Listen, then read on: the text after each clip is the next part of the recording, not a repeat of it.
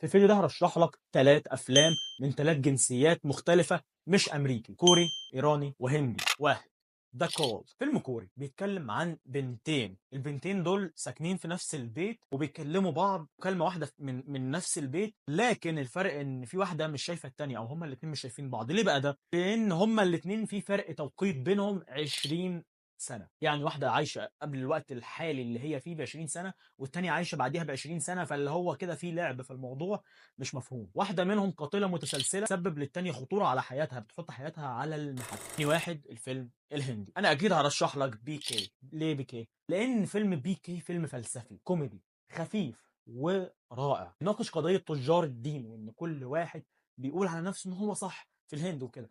فكل واحد شايف نفسه ان هو صح. بيبيعوا مثلا التماثيل بتاعت العجوة دي ولا مش عارف ايه. ناقش القضية دي صح جدا. طبعا ده في السياق ان في كائن حي من كوكب اخر بينزل